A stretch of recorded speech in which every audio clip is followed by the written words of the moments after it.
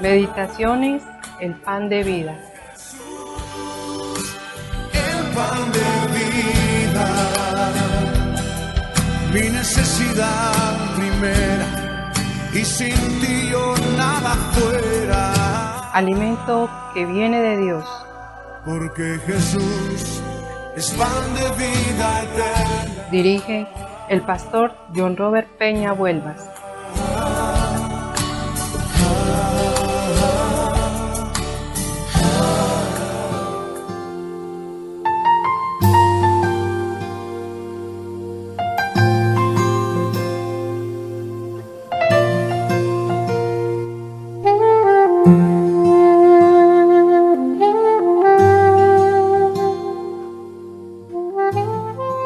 Hola, muy buenos días para todos. Dios les bendiga muchísimo. Les saluda el pastor John Robert Peña Vuelvas, dándole la más cordial bienvenida a este espacio Meditaciones, el pan de vida, alimento que viene de Dios. Hoy es jueves 8 de agosto del año 2024. Bueno, y te quiero hacer en este comienzo de día, ¿cómo vas con estas enseñanzas? ¿Cómo crees tú que estás avanzando con el propósito que Dios te está presentando de que tú seas un digno exponente del arrepentimiento? Que tú seas dignificando a tu Dios y a tu Salvador en el Espíritu Santo, en todo lo que tiene que ver con la necesidad de arrepentirse. Yo te quiero plantear este punto para que te des un tiempito o el tiempo que tú quieras y creas necesario de meditación, de reflexión, de pensar y que te preguntes, sí, ¿cómo voy yo? Ya llevo algunos días escuchando estas enseñanzas y a ver qué se ha producido en mi vida. Mira, es que la Biblia es para enseñar, redarguir, corregir e instruir en justicia. Y la conclusión es para buenas obras. Segunda de Timoteo 3, 16, 17. Mira, tenemos que hacer buenas obras. Y las buenas obras están sustentadas en hacer frutos dignos de arrepentimiento. Es decir, todo aquel que ha experimentado el arrepentimiento genuino, el fruto se da de manera personal en su testimonio de vida. Y le dice a aquellos, ven, yo te quiero enseñar algo que estoy aprendiendo, y es esto, y mi vida se siente tan libre, me siento de una manera tan diferente de como antes, que yo quiero compartirlo contigo. ¿A quiénes? Tus familias, tus amigos, tus amigas, aquellos que están cercanos a ti, a tu prójimo. Lleva el mensaje del arrepentimiento. Y te digo, ayúdame dentro del contexto de la iglesia, a que también como iglesia tú te vuelvas un portador de buenas nuevas. Eso es maravilloso, que tú seas portador de soluciones a los problemas y que nunca más vuelvas a ser un problema aquellos problemas que ya existen. No. Y asimismo tampoco vas a permitir que te traigan a ti problemas. ¿Por qué? Porque tú eres una persona que ya olvidaste eso. Al menos los que se acercan a ti para tal cosa, tú les dices, no, vengan, yo les muestro otro camino. Como les dijo el apóstol Pablo a la iglesia de Corinto. Mas yo les muestro un camino aún más excelente. Y ahí es donde les dijo, y el camino que les muestro, que es muchísimo más excelente, es este. Y comenzó el camino del amor. El camino del amor. Ahí te dejo una tarea comenzando. La tarea de 1 Corintios capítulo 13.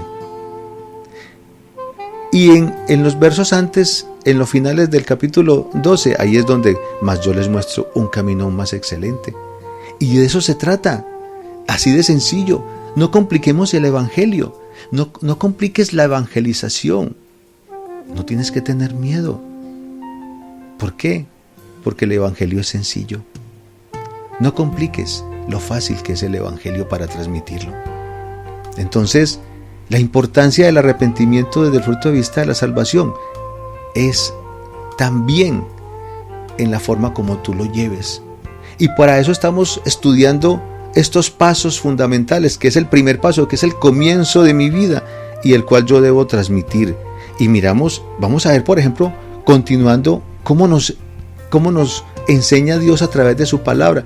Vamos a abrir la Biblia en el libro de Hebreos capítulo 9, versículo 14, ¿sí? Hebreos 9:14 dice: imagínense cuánto más la sangre de Cristo nos purificará la conciencia de acciones pecaminosas para que adoremos al Dios viviente. Pues por el poder del Espíritu Eterno, Cristo se ofreció a sí mismo a Dios como sacrificio perfecto por nuestros pecados. Si tú estás comprendiendo el mensaje de Dios que te está enseñando a través de esta serie, hacer frutos dignos de arrepentimiento, ¿cierto? Entonces cada texto que te estamos enseñando, entonces tú lo vas relacionando perfectamente con la enseñanza vital, y es la necesidad de que yo sea un arrepentido y que lo dignifique en mi arrepentimiento con verdaderos frutos. Hacer frutos dignos de arrepentimiento es decir, dejar esa manera de vivir que yo antes tenía por una nueva. Entonces se trata de que yo debo demostrar con mi forma de vivir actualmente que me he arrepentido de todos mis pecados y que me he vuelto a Dios de una manera genuina y perfecta. Y es así como Hebreos 9:14 lo está diciendo. Si te das cuenta, imagínense en cuánto más la sangre de Cristo nos va a purificar de la conciencia de acciones pecaminosas para que adoremos al Dios viviente. Y aquí hay un tema fundamentalísimo que al menos en esta versión nos lo está enseñando, y es que nos purificará la conciencia. ¿Te das cuenta? Porque el tema de la conciencia es tan delicado y tan importante en la vida de todo ser humano, que acuérdate que inclusive entre nosotros mismos nos decimos: es que la conciencia le acusa. Sí, la conciencia le acusa, y no en vano la Biblia lo enseña. Acuérdate, por ejemplo, cuando le llevaron al Señor Jesucristo a la mujer sorprendida en el acto de adulterio. Todos ellos, esos legalistas que estaban con la piedra en la mano para tirársela a la mujer, flagelarla y matarla a pedradas, solamente esperaban que el Señor Jesucristo los contradijera, confrontando al Señor Jesucristo con la ley de Moisés. Y la respuesta que se llevaron jamás se la esperaban, porque es que un legalista no puede con la palabra de Dios, con la que está sustentada en el amor. Un moralista no puede tampoco. Un fanático no puede jamás con la doctrina sana y limpia, que es la palabra de amor. Y estos hombres confrontaron al Señor Jesucristo diciéndole que la ley de Moisés decía que todo aquel que fuera sorprendido en el acto de adulterio fuera apedreado. Y el Señor Jesucristo no les dijo lo contrario, pero solamente les dijo algo tan sencillito: bueno, el que de ustedes esté libre de pecados, tírele la primera piedra. Mira, ¿te das cuenta que el evangelio es sencillo? No hay necesidad de pelear con nadie, no hay necesidad de entrar en contienda y alegatos con nadie. Sencillamente la palabra de amor confronta. Ellos lo confrontaron, pero eso era lo que hacían ellos: legalistas, moralistas, fanáticos, extremistas, aquellos que defendían más una ideología que realmente una ideología humana que lo que era la perfecta ley del amor de Dios. Se olvidaron de la ley del amor, y por eso también el Cristo les dice en otra ocasión, diciéndole: ustedes diezman de la menta, del eneldo y del comino, pero dejan de hacer lo más importante, y es el hacer misericordia, el hacer amor, el tener amor con sus hermanos. Eso era lo que el Señor Jesucristo les estaba enseñando de una manera tan sencillita, pero no, aquel que no quiere entender se cierra. Y no es que no entienda, sino que no quiere entender. Es así como mira, lo dice Hebreos 9:14. Purifica las conciencias. Y la Biblia termina diciendo a aquellos con respecto a la mujer sorprendida en el acto de adulterio, cuando no fueron capaces de tirar esa piedra, cuando fueron confrontados, dice que la conciencia los acusaba. La conciencia, ¿te das cuenta? Y aquí la Biblia me dice que la sangre de Cristo purifica mi conciencia con respecto a las acciones pecaminosas. Me purifica. ¿Por qué? Porque ya me ha limpiado, ya me ha perdonado. Y lo que yo tengo que evidenciar entonces son frutos. Y ahí es donde termina diciendo ese puntico allí. Dice, para que adoremos al Dios viviente. Eso es a lo que yo te estoy invitando. A que ya no permitas que la conciencia te siga acusando, porque si la conciencia te sigue acusando es porque no te has arrepentido de corazón. No te has arrepentido de corazón bajo ninguna circunstancia. Sigue exactamente en las mismas. Dejas uno para volver a caer. Acuérdate de esta frase popular: el que reza y peca empata. Pero por favor, ¿y cuánto más vas a darle vida a algo que es pecado? A algo que no te sirve, algo que te está destruyendo. Recuerda, matar, hurtar y destruir. Eso es lo que está haciendo el enemigo número uno que tú tienes, que yo tengo, y es matar, hurtar y destruir. Allí no hay nada bueno, absolutamente. Pero Cristo, esa sangre preciosa, sangre limpia, sangre incontaminada, pura, limpia mi conciencia de acciones pecaminosas. Me borra absolutamente todo, me lo quita para que yo pueda adorar al Dios viviente, al Dios único, al Dios verdadero, al Dios de vivos. ¿Te das cuenta, iglesia? ¿Te das cuenta? Tú que puedes estar escuchando estos mensajes, deja que Dios te edifique, que el Espíritu Santo te redarguya realmente, para que puedas entender el mensaje con toda libertad. ¿Y esto cómo puede suceder entonces una vez que escuchamos este mensaje? Muy sencillo. Sí, es sencillo. Comprometámonos entonces decididamente a cambiar hábitos y pensamientos para dejar de pecar, para dejar de hacer lo que a Dios no le agrada. Acuérdate, tienes que dejar el concepto del fariseísmo, el concepto del legalismo. Tienes que dejar eso. Ay, no, yo le soy fiel a mi esposo, yo le soy fiel a mi esposa. Sí, gloria a Dios, porque le seas fiel a tu esposo y a tu esposa. ¿Y tú crees que porque estás cumpliendo con eso?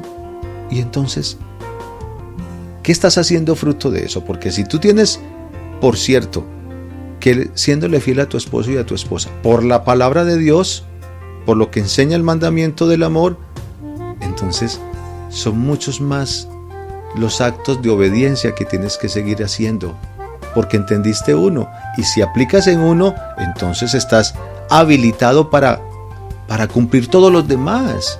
Es sencillo.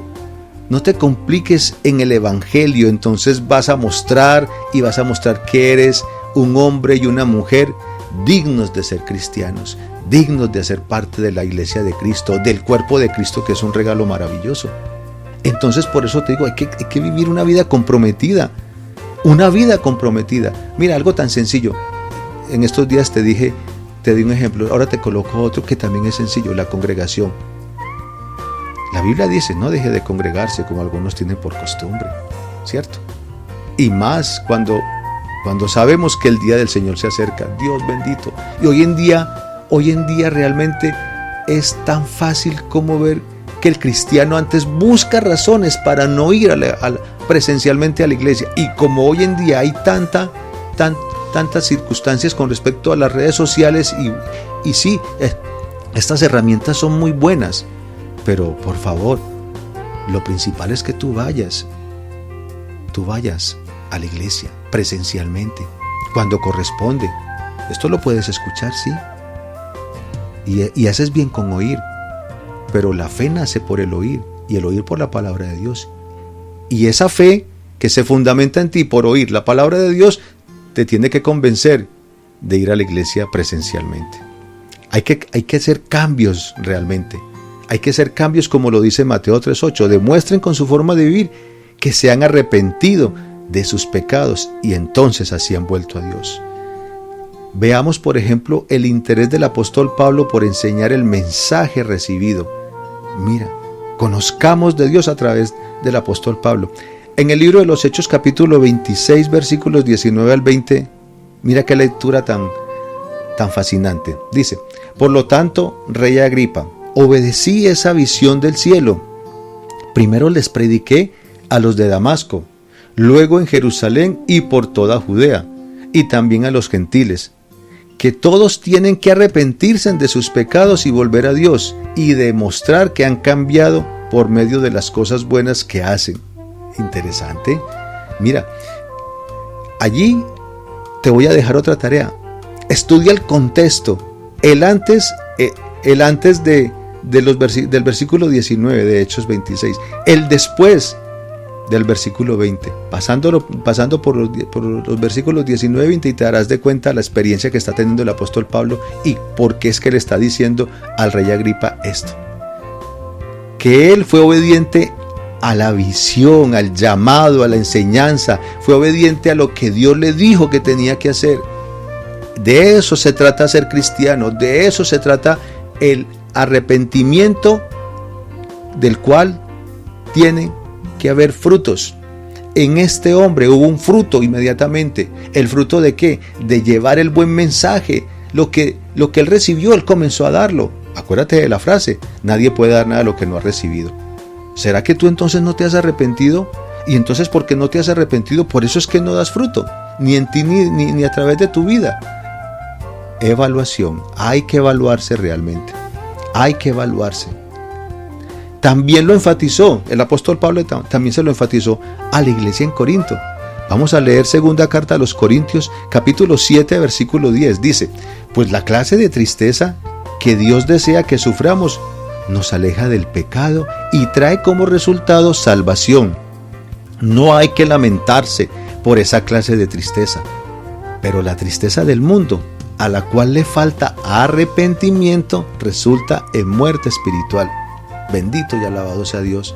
Esa palabra que tan clara y tan diáfana me es dada, que no deja nada, absolutamente nada suelto. Sí, es verdad, hay un arrepentimiento, hay una clase de tristeza, pero esa clase de tristeza es la que nos aleja precisamente del pecado y me da como fruto la salvación. ¿Por qué? Porque ya la tristeza se convierte en gozo. Acuérdate de esto. La tristeza es gozo. Y entonces ya yo no vivo de las tristezas pasadas, sino del gozo presente. Pues la clase de tristeza que Dios desea que suframos nos aleja del pecado y trae como resultado la salvación. Sí, porque como cristiano tú me puedes preguntar a mí: ¿y usted como cristiano no hay cosas que ha sufrido? Sí, claro que sí. Y hace poco, y lo dije antes de comenzar, el testimonio de lo que viví en mi salud. A partir fue del 3 de junio. Y era el día de mi cumpleaños, te quiero decir. Ese mismo día comenzó un proceso difícil para mi cuerpo. Y donde padecí bastante. Pero esa clase de tristeza en mí resultaba de gozo, porque yo lo relacionaba sencillamente con mi Salvador, con Jesucristo. Si él padeció, yo no tengo por qué padecer entonces. No, claro que sí, pero era totalmente diferente para todos, quizás los que estaban en esa sala de observación, de urgencias, cuando estuve hospitalizado, etcétera. Porque termina diciendo: pero la tristeza del mundo, la cual le falta el arrepentimiento, resulta para muerte espiritual. Sí, para mí no, porque yo he venido aprendiendo el tema del arrepentimiento y que se deben dar frutos, del arrepentimiento y que se deben dar frutos. Pero para aquel que no lo entiende de esa manera, entonces es porque no se ha arrepentido, y esa tristeza es para muerte. Es decir, esa persona en el momento no tiene esperanza. Amor, fe y esperanza. Amor, fe y esperanza termina diciendo 1 Corintios 13:13. Estos tres, pero mayor de ellos es el amor. Y también entonces podemos ver cómo seguidamente el versículo 11 se describe la constante diligencia y el vehemente deseo de cambiar que surge en la tristeza según Dios. Miremos por ejemplo, 2 Corintios 7, versículo 11 dice: Tan solo miren lo que produjo en ustedes esa tristeza que proviene de Dios. Tal fervor, tal ansiedad, tal ansiedad por limpiar su nombre, tal indignación, tal preocupación, tal deseo de verme, el celo y la disposición para castigar lo malo. Ustedes demostraron haber hecho todo lo necesario para corregir la situación.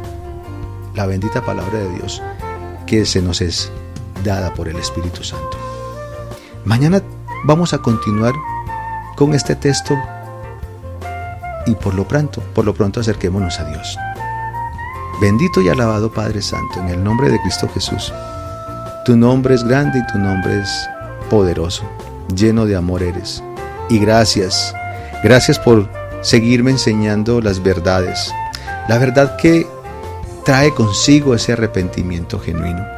Sí, Señor, en el cual yo me he matriculado, Padre Santo, porque mi deseo es el tuyo. Me uno a tu deseo, me uno a tu causa, Señor bendito, el cual, oh Dios de los cielos, es para vida eterna, Señor. Y así yo vivir en este mundo, esa vida eterna también, Padre Santo.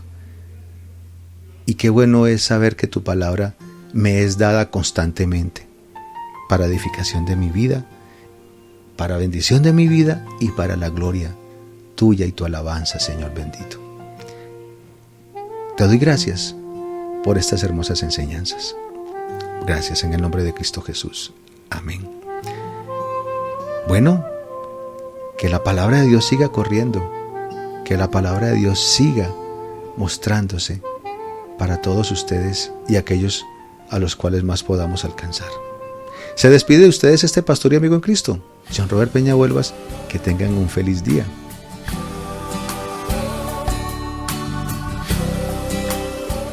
El pan de vida, alimento que viene de Dios.